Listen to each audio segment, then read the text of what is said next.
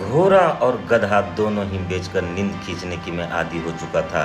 काले इतिहास का ये वो दौर था जब मुझे मेरे ही घर वालों द्वारा सुदूर समस्तीपुर भेज दिया गया था, ताकि आसपास के लोगों को मेरे आलसी हरकतों का पता न चले और बिना व्यवधान के मेरे लिए कहीं कन्यादान हो सके। दिन भर सोने के बाद शाम को हल्का पावर नैप लेकर उठा ही था कि मुझे पता चला मॉक ड्रिल का जगह बदलकर पाकिस्तान कर दिया गया है।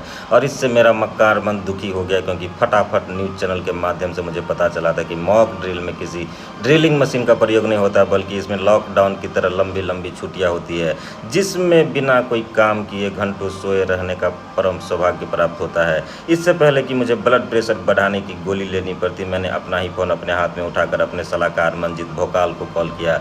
सारी बात बताने पर उसने मुझे कहा कि डरने की ज़रूरत नहीं है। हमारी आर्मी ने पाकिस्तान में ऑपरेशन सिंदूर को अंजाम देकर पाकिस्तान की माँ बहन के बीच चल रहे मसला को ख़त्म करके दोनों को ही एक कर दिया है। मतलब कि पाकिस्तान की अब माँ बहन एक हो चुकी है, क्योंकि एकता में ही बल है। अपनी रेशमी झुलपों को सवार कर जब बालकनी से देखा तो पता चला कि एक मनचला कुकुर प्राकृतिक वादियों में विचरण कर रहा था। उस कुत्ते से मोटिवेट होकर मैं भी प्राकृतिक नज़ारों को आनंद लेने बालकनी में आ गया। नेचर लवर होने के नाते मैं कुछ देर नेचर से फ़ोन पर बातें करने लगा। नेचर ने मुझसे कहा कि जो कपड़े सूखने डाले हो उसको समेट लो, नहीं तो ऐसा तूफान लाऊंगा कि अगले सप्ताह तक तुम्हें यही फतलून पहनकर गुजर बसर करना पड़ेगा। इतने में मेरा सलाहकार मंजीत भोकाल अब मेरे तर्कस में आ चुका था।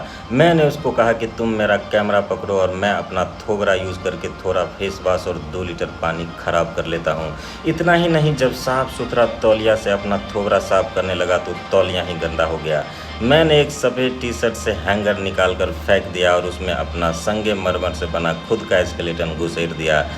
अब वक्त हो चुका था मेकअप करने का। अपना रेशमी बाल सेट करने के लिए अक्सर मैं अपने मोबाइल के कैमरा का यूज़ किया करता था, क्योंकि आईने के 100 टुकड़ा करके मैंने देखे थे और उसी टुकड़ों में से 2 बड़े शीशे के टुकड़ों से मैंने अपना चश्मा बनवा लिया था।